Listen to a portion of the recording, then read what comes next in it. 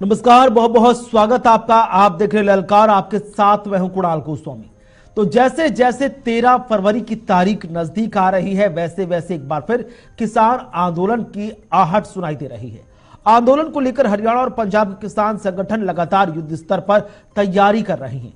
किसान संगठन के नेताओं और कार्यकर्ता लगातार हरियाणा और पंजाब के अलग अलग जिलों में बैठकें कर रणनीति को धार दे रहे हैं।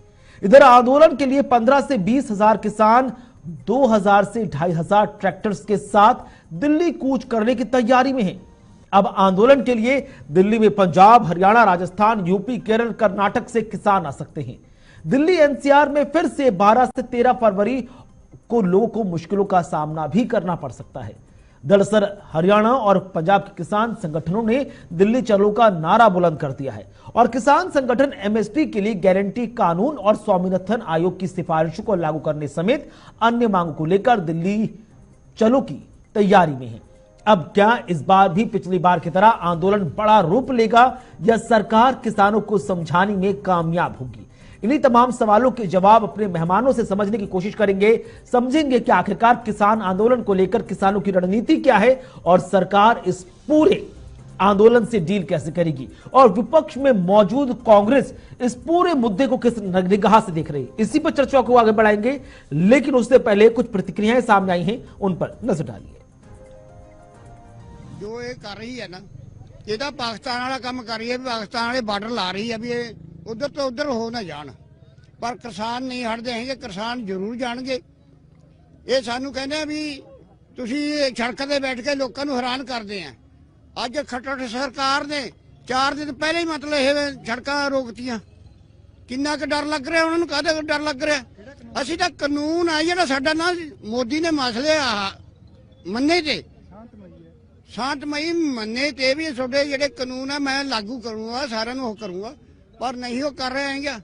वो आपके डर का मारा कर रहे हैं भी किसान। गेहूं से सब्सिडी जो बाहर से आयात होगी गेहूं, तो आयात कर खत्म किया जा रहा है।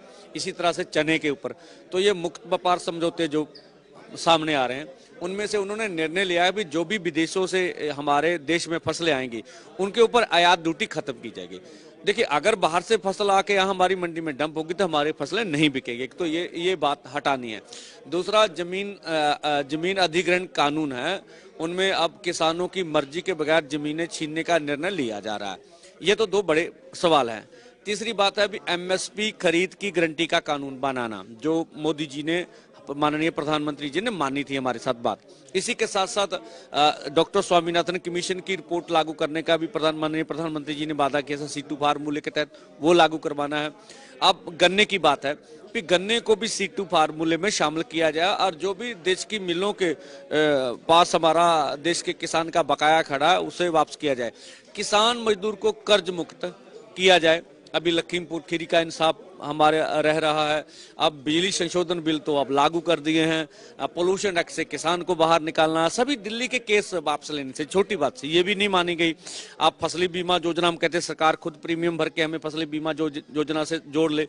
और अब नरेगा जो 200 दिन की जाए, 100 दिन की तो पहले चल रही है। पूरे देश के खेत मजदूर का और गरीब का सवाल है। इसी के साथ साथ जो आदिवासी है उनकी संविधान की 5वीं सूची जो उनको जंगल जमीन का अधिकार देती है, वो बात लागू करनी। तो ये सब निर्णय है। और इसी पर चर्चा को आगे बढ़ाते हैं। 4 बेहद खास मेहमान हमारे साथ जुड़ रहे हैं। हमारे साथ भारतीय जनता पार्टी से नेता प्रदीप सिंह जी हैं, बहुत बहुत स्वागत, शुक्रिया आपका। कांग्रेस पार्टी से प्रवक्ता विशाल कुमार यादव जी हैं, विशाल बहुत बहुत स्वागत आपका। किसान नेता भारतीय किसान यूनियन से सुभाष चौधरी जी हैं, बहुत बहुत स्वागत आपका। और राजनीतिक विश्लेषक आलोक पांडे जी भी हमारे साथ हैं। आलोक जी स्वागत, शुक्रिया आपका कीमती समय साझा करने के लिए। सुभाष जी, क्योंकि लगातार सरकार की तरफ से एक एक करके कदम आगे बढ़ाए जा रहे हैं। हाल फिलहाल में हमने देखा था कि कृषि को धार देने वाले स्वामीनाथन जी को भारत रत्न का ऐलान किया गया। किसान नेता रहे चौधरी चरण सिंह जी को भारत रत्न का ऐलान किया गया। कृषि मंत्री अर्जुन मुंडा हो या फिर पीयूष गोयल हो, वो चंडीगढ़ पहुंचे थे, किसान नेताओं से संवाद करने की कोशिश की थी कि किसी तरह किसानों की समस्याओं का समाधान किया जाए। लेकिन उसके बावजूद किसान नेता अभी भी आंदोलन पर अड़े हुए हैं। बात कहां फंस रही है सर? बात क्या है कि जो चीजें मांग थी किसानों की वो अभी तक कहीं तक भी पहुंची नहीं है। एमएसपी गारंटी कानून नहीं मिला। 13 महीने के आंदोलन में 750 किसान शहीद हुए उनको आज तक इंसाफ नहीं मिला। उसके बाद में जो लड़ाई एमएसपी की है वो आज की वहां की वहीं है। जो इन्होंने कानून लागू किए वो वापिस हुए, उसके बाद में जो इन्होंने समझौता किया उस पर एक भी बात पे खरे नहीं उतरे। हम ये जो आप कह रहे हैं कि भाई भारत रत्न दिया है, तो उसके लिए तो देखो किसानों के लिए दिया, उसके लिए धन्यवाद करते हैं, पर उसके लिए भी ये देखिए कि जो चीज अगर आज एमएसपी पर गारंटी कानून बन जाए तो उसके लिए डबल धन्यवाद दे देंगे, भाई इसको भी कर दो। तो सरकार से जो किसान मांग रहा है वो एमएसपी गारंटी कानून मांग रहा है, उस पे अभी तक कोई भी इनका मंशा नहीं है। केवल एक तरीका से गुमराह किया जा रहा है किसान को, और पूरी ये लगा लो आंदोलन को आज तक इन्होंने कोई किसान प्रतिनिधिमंडल से कोई भी वार्ता नहीं की। तो किसान जब कहीं नहीं कहीं कुछ इंसाफ नहीं मिलेगा तो वो भाई किसी बात आंदोलन पर जाएगा, और क्या कर सकता है उसका। ठीक है, पास है क्या हथियार बताइए। ठीक है, प्रदीप जी हमारे साथ जुड़े हुए हैं, भारतीय जनता पार्टी से नेता हैं, वो समझाने का बेहतर प्रयास करेंगे कि प्रदीप जी, किसानों की आय दुगना करने के साथ साथ किसानों का सम्मान करने की बात केंद्र सरकार की तरफ से कही जा रही है। यह कहा जा रहा है कि किसानों को कर्जा मुक्त करने के लिए भी सरकार रणनीति आगे बना रही है, लगातार कृषि उपकरणों को बेहतर करने पर भी बात बन रही है, लेकिन उसके बावजूद किसानों की मांगे अगर देखा जाए तो एमएसपी गारंटी कानून लागू करने के साथ अन्य चीजें हैं, उस पर सरकार की तरफ से कितने कदम बात आगे बढ़ पाई है। कुछ वैसे ही संवाद, वैसे ही बातचीत हमने पहले भी देखी थी, जब दिल्ली में बड़ा आंदोलन हुआ था, अंतर्राष्ट्रीय लेवल पर मीडिया ने सुर्खियां बटोरी थी इस पूरे मामले को लेकर। उसके बावजूद भी किसान कह रहे कि सिर्फ बात हुई, संवाद हुआ, मीटिंग हुई, लेकिन कोई ठोस निर्णय उनके पक्ष में नहीं आया। निश्चित तौर पे देखिए, हमारी लोकतांत्रिक व्यवस्था में संवाद एक बहुत ही अच्छा साधन है किसी भी समस्या के निराकरण के लिए, लेकिन उस संवाद की टाइमिंग बड़ी इंपॉर्टेंट होती है। सबसे महत्वपूर्ण उसका समय होता है। अगर आप देखेंगे तो इसके पहले जो किसान आंदोलन हुए थे वो किस समय हुए थे और अब किस समय ये हो रहे हैं, ये बहुत ही अपने आप में एक गहरे प्रश्न का उत्तर दे देते हैं कि इसकी जो टाइमिंग है वो उस पे भी ध्यान दिया जाना चाहिए। निश्चित तौर पे मोदी जी के नेतृत्व में जो वर्तमान सरकार है, इसने जितने कार्य किए, देखिए कोई भी राजनीतिक दल होगा उसकी अगर सरकार होगी तो वो अपने कार्यों को गिनाएगा ही। मैं आपका समय बचाता हूँ, मैं बहुत ज्यादा कार्य है, उतना अगर मैं गिनाने लग गया तो समय लग जाएगा। लेकिन आप ये भी देखेंगे कि पिछली बार के चुनावों में, जब वो पंजाब में चुनाव थे या जब इस तरह की परिस्थितियां थी, जो पिछली बार पंजाब से किसान आए थे, पश्चिमी उत्तर प्रदेश से आए थे या संपूर्ण भारत से आए थे, अगर आप उन पे देखें, मैं किसानों की मंशा पे कोई प्रश्न नहीं उठा रहा हूं। मैं सबसे पहले क्लियर कर दूं कि किसान हमारे अन्नदाता है, उनका सबसे बड़ा अधिकार है कि वो अपनी मांगों को मनवाएं। लेकिन उसकी टाइमिंग, उसकी टेक्निक, किस प्रकार से वो बढ़ते हैं और किस प्रकार से कौन लोग प्रबल हो जाते हैं। अभी कुछ समय पहले जब सारी स्थिति सामान्य थी तब ये क्यों कहां थे ये लोग, और अभी जब चूंकि आम चुनाव का समय है तो कौन लोग हैं इन ट्रैक्टरों में डीजल भरवा रहे हैं। मैं देखिए नकारात्मक नहीं कह रहा हूं, मैं सबसे पहले किसानों का सम्मान और प्रणाम करते हुए बात कह रहा हूं। तो उसकी टाइमिंग ज्यादा महत्वपूर्ण है। आदरणीय चौधरी साहब ने जो बात कही अभी कि जो पिछली बातें थी और वो सब थी, वो कितने वर्ष हो गए पिछली बातों को किए हुए, और इसके बाद किसान नेताओं ने, मैं बहुत ही शराफत से पूछना चाहूंगा कि बाकी समय ये क्या करते रह जाते हैं। जब कोई ऐसा महत्वपूर्ण समय आता है तभी ये अवतरित हो जाता है। सुभाष चौधरी जी, सीधा स्पष्ट सवाल, टाइमिंग को लेकर सवाल उठ रहे हैं, और सवाल ये भी उठ रहा है कि इससे पहले भी पॉलिटिकली मोटिवेटेड आंदोलन को कहा जा रहा था और एक बार फिर से सवाल उठ रहे हैं। जब किसी समस्या का समाधान संवाद के जरिए हो सकता है तो उसके लिए आंदोलन की क्या जरूरत आन पड़ती है, वो भी इतने बड़े आंदोलन की कि पूरा दिल्ली एनसीआर जाम करने की रणनीति बनाई जा रही है। तीसरी साल चल रही है, हमारे प्रदर्शन नहीं दिखते, और सब जो है ना, जो सरकार की हर चीज नजर आती है टीवियों में। हमारे जो मांगे हैं, जो हम रोड पे खड़े होकर रोज कर रहे हैं, ऐसा नहीं है कि भाई ये उस दिन से हम घर बैठ के जो ये कह रहे हैं कि ऐसे समय पे क्यों नहीं बोल रहे। आप उठा के देखिए कि किसका मतलब कौन से मूवमेंट को दिखाया जाता है। केवल एक मूवमेंट दिखाया जाता है, वो सरकार का, बीजेपी का। तो इस तरीका से मूवमेंट को आधे के 750 किसान शहीद हुए, क्या उसका लखीमपुर खीरी, क्या उस पर कुछ हुआ? क्या बता दो मुझे, एमएसपी गारंटी काम लिखित रूप में, उसके बाद में एक भी मीटिंग सरकार द्वारा किसी प्रतिनिधिमंडल की एसकेएम द्वारा हुई नहीं हुई। तो इस तरीका से क्या है कि ये गुमराह करने वाले सौदा हैं। आज फिर उन्होंने किसानों को गुमराह करने का कार्य किया है, देने के लिए कुछ नहीं है। अगर ठीक है, विशाल कुमार यादव जी हमारे साथ जुड़े हुए, कांग्रेस पार्टी से प्रवक्ता है। विशाल, कांग्रेस किस तरह से देख रही है इस पूरे आंदोलन को लेकर, क्योंकि यहां पर प्रदीप जी कहते नजर आ रहे हैं टाइमिंग पर बहुत लगातार सवाल उठ रहे हैं। लगातार संवाद तो चल रहा है, केंद्र सरकार खुद एक कदम आगे बढ़ाकर चंडीगढ़ पहुंच रही है, किसान नेताओं से बातचीत करने की कोशिश करी, लेकिन उसके बावजूद कोई ना कोई तो है जो बरगला रहा है या पॉलिटिकली मोटिवेट कर रहा है इस आंदोलन को। देखिए कुणाल जी, आपका बहुत बहुत धन्यवाद, आपको और आपके चैनल को भी, क्योंकि आज जहां पूरा लोकल मीडिया चैनल नील बटा सन्नाटा है किसान के मुद्दे पर, वहां आपने उनकी आवाज उठाया। देखिए आपने सभी को टाइम दिया, मैं उम्मीद करूंगा कि आप मुझे भरपूर टाइम दीजिएगा। कि किसानों को बरगला नहीं सकता, ये मोदी जी की भाजपा नहीं है, ये अमित शाह जी की भाजपा या कार्यकर्ता नहीं है, उसे कोई बरगला कर उपद्रवी बना सकता है। ये किसान है, ये देश के अन्नदाता है, जो देश की भूख को मारते हैं, देश के नौजवान को अन्न देते हैं, महिला को अन्न देते हैं, देश के आवाम को भोजन देते हैं। ये किसी से बरगला नहीं देते। कि भाजपा के प्रवक्ता अपने बोलने के दौरान 3 बातों को महत्वपूर्ण कहा, मैंने उनको नोट डाउन किया, मैं उनके तीनों बातों का जवाब दूंगा। देखिए उन्होंने कहा कि आंदोलन का टाइमिंग गलत है। भाई साहब, पिछले दिनों आंदोलन हुआ, आपके मंत्री ने उन्हें पाकिस्तानी कहा, आपके मंत्री ने उन्हें उपद्रवी कहा, आपके मंत्री और सांसद ने उन्हें दंगाई और ना जाने किस किस शब्दों से नवाजा। क्या वो टाइमिंग गलत थी? 750 किसानों की निर्मम हत्या कर दी प्रधानमंत्री मोदी जी के द्वारा। मैं साफ बोल रहा हूं, 750 किसान की हत्या हो गई, निधन नहीं हुआ, हत्या हो गई, और प्रधानमंत्री और गृह मंत्री और पूरा सरकारी सिस्टम चुप रहा।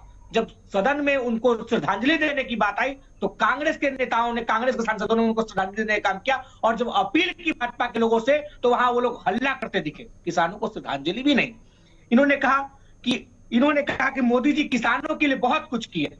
जी बिल्कुल, बहुत कुछ किया, आप नहीं बता पाइएगा। आपने कहा कि मैं नहीं बता पाऊंगा, बहुत कुछ किए। आज देश में पहली बार 25,000, मैंने आपके बीच में नहीं बोला था, मैंने आपके बीच में नहीं बोला था, आप सुनने का। विशाल जी को, प्रदीप जी को स्क्रीन पर लाइन प्लीज। ठीक है योगेश जी, आज देश में पहली बार 25,000 प्रति हेक्टेयर टैक्स वसूला जा रहा है। ये किसानों के साथ अन्याय नहीं तो क्या है? इन्होंने कहा कि मैं किसान के लिए बहुत काम किया, बिल्कुल काम किया। देश में पहली बार मुनाफा कंपनियों ने 40,000 करोड़ रुपया, छोटा मोटा रकम नहीं होता है, 40,000 करोड़ रुपया मुनाफा कंपनियों ने कमाए। जब 750 किसानों की निर्मम हत्या हो गई तो आपका प्रधानमंत्री ठीक है।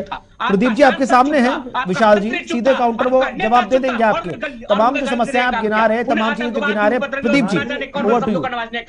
इन्होंने कहा, कुणाल जी जो उन्होंने बात कही, ठीक है विशाल जी।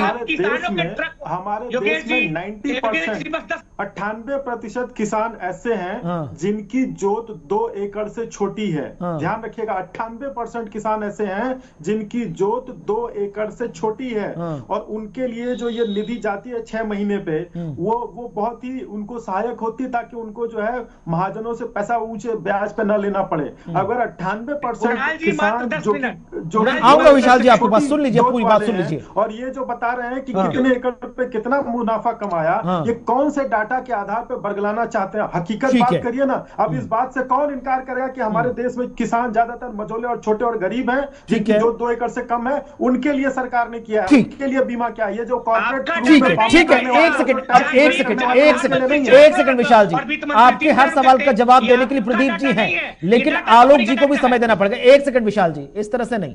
आलोक जी की तमाम समस्याएं यहां पर विपक्ष में मौजूद कांग्रेस और विशाल जी गिनाते नजर आ रहे हैं। समस्याओं के समाधान पर सबसे पहले बात होनी चाहिए।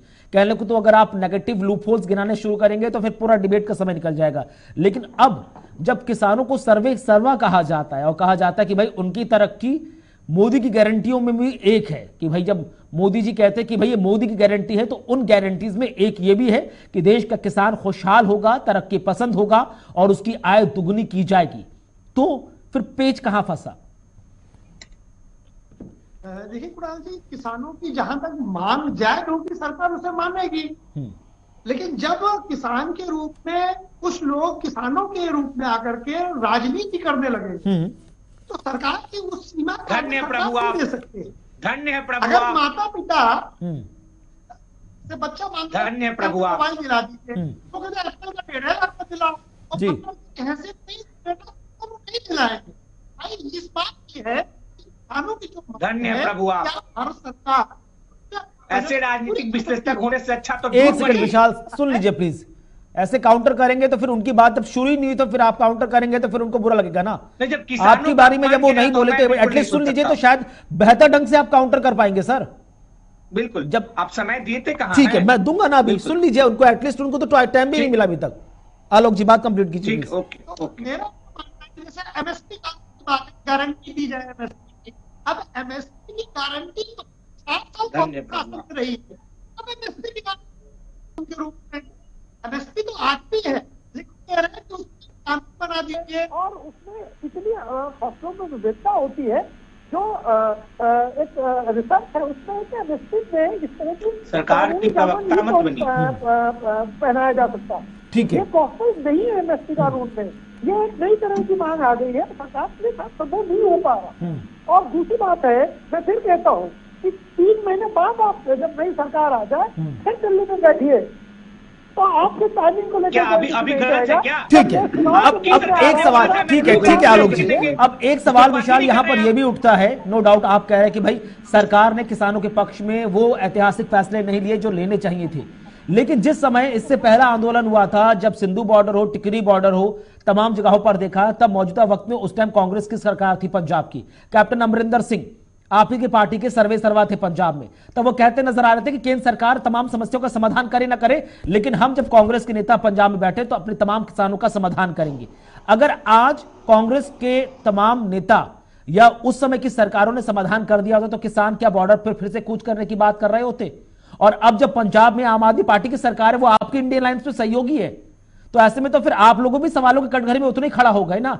अगर सेंट्रल सरकार समस्याओं का समाधान नहीं कर पाई तो स्टेट लेवल पर फिर आपने क्या किया और आपकी सहयोगी आम आदमी पार्टी ने क्या किया किसानों के लिए? जी बिल्कुल। देखिए कुणाल जी, हमारे सरकार या हमारे पार्टी के किसी नेता ने किसान को आतंकवादी नहीं कहा, किसी नेता ने किसान को एक डंडा नहीं मारा। सेंट्रल सरकार भी सर किसानों को आतंकवादी, उग्रवादी, ये सब खालिस्तानी नहीं कह रही है ना। अब उनके बीच में कोई जो अराजक तत्व है जो प्रोटेस्ट करता नजर आ रहा है, किसान भी नहीं चाह रहे थे कि उनके प्रोटेस्ट इस तरह से हाईजैक हो जाए। किसानों को धमकाना चालू हो गया। अभी राजनीतिक विश्लेषक बोल रहे किसानों के आड़ में, अभी राजनीतिक विश्लेषक बोल रहे थे किसानों के आड़ में आतंकवाद जा रहा है।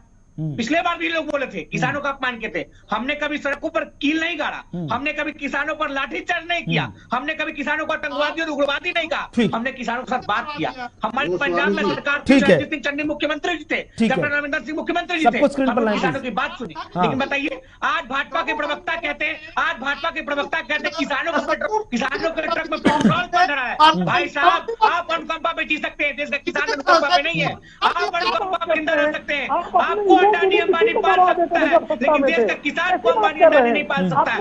आप अंबानी अंडानी के दलाल बन सकते हैं, लेकिन देश का किसान अंबानी अंडानी के दलाल नहीं बन सकता। किसान के ट्रक पे पेट्रोल बन रहा है, किसान के साथ खड़ा कौन है बोलिए? कांग्रेस पार्टी किसानों के साथ डंके की चोट पर खड़ा और जिसे रोकना है रोक ले। ठीक है प्रदीप जी, तमाम चीजें आपने विशाल जी की भी सुन ली, सुभाष जी की भी सुन ली, आलोक जी की भी सुन ली, लेकिन जब संवाद चल रहा है, संवाद के माध्यम से समाधान की बात की जा रही है, बात कहां तक आगे पहुंची और सरकार के मन में क्या कुछ चल रहा है? क्या सरकार इसको होल्ड ऑन करेगी टिल इलेक्शन कंप्लीट या उससे पहले? क्योंकि गृह मंत्री जब सीएए को लेकर विश्वास दिला रहे कि भाई सीएए आ जाएगा, तो हम उम्मीद करें उससे पहले इन तमाम समस्याओं का समाधान भी होगा ना, उस पर कोई ठोस निर्णायक नतीजा भी निकल कर आएगा। देखिए, निश्चित तौर पे सरकार कटिबद्ध है किसानों के लिए, लेकिन अगर कोई किसानों के रूप में आकर के नॉर्मल लाइफ को हैम्पर करेगा, कानून व्यवस्था को परेशान करेगा, तो सरकार उस कानून व्यवस्था को रास्ते पे लाने का पहला प्रयास करेगी। ठीक है, यह ध्यान कहने का तात्पर्य क्या है? किसान आतंकवादी? एक सेकंड विशाल जी, फिर वही बात।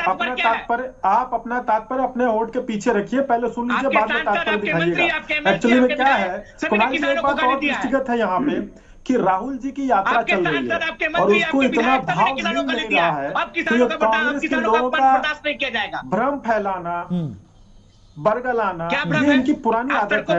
राहुल जी की जो यात्रा खुद हो गई है, बचपन में हम लोगों ने बीड़ी बम फेंका होगा ना, बीड़ी बम, तो उस बीड़ी बम में जब वो खुशी हो जाता था तो हम लोग कहते थे खुशी हो गया। तो राहुल जी की जो इस समय यात्रा चल रही है वो खुशी हो गई है, इस कारण से इनको इतना झुंझलाना, इनको बात समझ नहीं आएगी।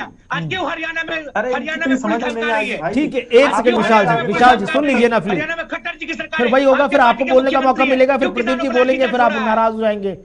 सुन लीजिए हमको एक बात, कुणाल जी, मैं नहीं बोलूंगा उनके बीच में, इतना तो धैर्य है, इतने समय से हम लोग चर्चा कर रहे हैं। ठीक है सर। देखिए, कई कारण होते हैं और राजनीतिक दल खास करके कांग्रेस जब अपनी नीतियां बनाते हैं, और चूंकि क्या है कि जनता को इनके पास कोई ऐसे मुद्दे हैं नहीं, महंगाई बेरोजगारी का मुद्दा जो कि सदन में चर्चा में होना चाहिए उसको ये लोग सड़क पर चर्चा में लाते हैं। सदन में जब उसको चर्चा की जाने की जब उसका निमंत्रण या उसका समय होता है तो ये लोग सदन का वॉकआउट कर जाते हैं। तो जनता समझ गई है कि इनका असली चाल और चरित्र क्या है। अब इन्हें जो अपने आदरणीय गुप्ता जी हैं जो कांग्रेस के प्रवक्ता हैं, वो बेचारे अब वो करें तो करें क्या, वो सिवाय झुझलाने के कोई और अस्त्र बचा नहीं है ना। आखिर कुछ तो जनता, मतलब बहुत आपका राष्ट्रीय चैनल है, इतने लोग देखेंगे तो उस पर कहीं ना कहीं एज ले। राहुल जी की यात्रा फुस हो चुकी है। देखिए, बहुत सारे कारक होते हैं। किसानों के आंदोलन को अभी 2 मिनट के लिए थोड़ा कर दीजिए। मैंने बताया कि सरकार कटिबद्ध है और पूरी बात सुनने के लिए हमेशा तत्पर है, 24 घंटे 7 दिन 365 दिन।